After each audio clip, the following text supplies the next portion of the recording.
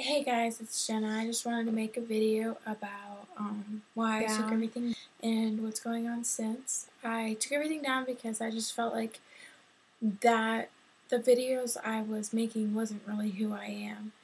And it was all kind of superficial, and I don't know, it just didn't seem very important, I guess. I don't know why I make videos, I guess. I guess it makes me feel better, and that's why I'm gonna try to make another one and kind of continue to do it. Because I mean, I journal, but it's just not the same as like having feedback from other people. I feel like sometimes I'm going crazy, and I just, when I'm thinking sucks and or is not true, or I don't. I guess it's good because I feel like I'm crazy. Like I feel like either I'm really, really fat and like I really do see the things that I see on my body, or I'm normal and I'm just obsessive, which is probably more likely, or I actually am thin, like people say, and or getting too thin, or I don't know, like thin enough, I guess, and I just don't see it, and um, which case I'm the craziest because my body image is so distorted that I really honestly don't know the difference, and I just feel like I'm losing my grasp on reality, and I know that that can happen because I've been through it. I've been down that road where you get so caught up in your eating disorder that you don't realize how much weight you really lost, how sick you really were or are, how out of control you are. Like, you just get so caught up in it that you don't see. You really are blind to it. And because I've been down this path so many times, I'm just afraid that that's happening now, but I'm also afraid that, or like kind of skeptical that maybe that's just how I always am. I'm always worried about my body, and I'm always going to be worried about my body, and I'm always going to be counting calories and watching what I eat and throwing up when I freak out, um, and I just have to learn to live with it and put up with it. And when I look in the mirror and I see this like the flab on my arms, I don't know if you can see that, but and maybe the reason why I'm making this video is because I need to show myself, where I'm at, and what path I'm headed down, or that this is what recovery or healthiness looks like. Obviously, this isn't total recovery, because I wouldn't be so worried about it. I wouldn't be obsessing. I wouldn't be, counting calories and eating a salad at least once a day. And I'm not going to go into the routines because I don't want to like affect anybody else. That's the last thing I want to do, is send the message that this is like a fun thing, or that this is something I advocate because whatever. Because that's not the case. It's a struggle, and it feels like it's a cage that I can't break out of. I just can't seem to get my head above the water, and maintain a healthy lifestyle and flourish as a young adult, and fulfill the potential, as my parents say, or my grandparents tell me, fulfill my full potential. Instead, I just kind of linger in the abyss of confusion and disarray and frustration and tears that my eating disorder leaves me in. I don't know if that makes sense, but it's not something that you would boast to your friends about. Hey, I counted every calorie I had today, and I cried in the bathroom before we went out, and then I puked after lunch, and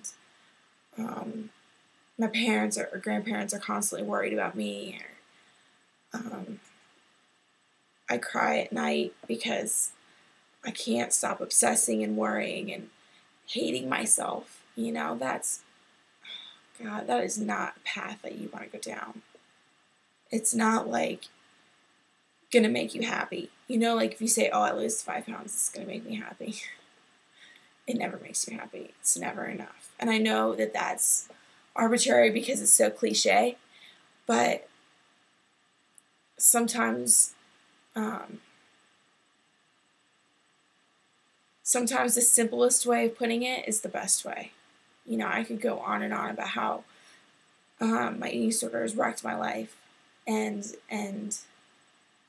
how my fears about having a little girl of my own and not being that perfect role model, or not that perfect role, but that good mom, who teaches and instills the advice and the wisdom and the experience of a healthy woman, of a woman who loves herself and who thrives. I don't want to have a little girl that I can just damage, or ruin, or, I would hate to be that mom who says, why don't we just have a salad? I don't want to be that mom, and yet I love kids, and I question whether or not I'll be able to ever have kids and have that responsibility and be healthy enough to fully give myself as a human to that child. Because I wouldn't have it any other way. I question whether or not I even want to bring a child into this world. I know that it's not something we like to think about, but it's an ugly world, in a lot of cases. And I'm just one more person populating just to populate, when children are dying and AIDS is ravaging, entire countries. And our soldiers are sent off to war over propaganda.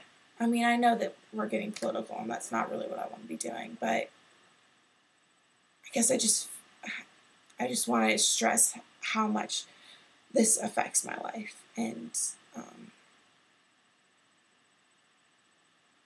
it's not, I remember when I was 13, 14, 15 years old, surfing the web looking for shit. That girls look for crap. I mean, you wouldn't be on here listening to me right now unless you had some interest in anorexia or bulimia or eating disorders or anemia, pro, whatever.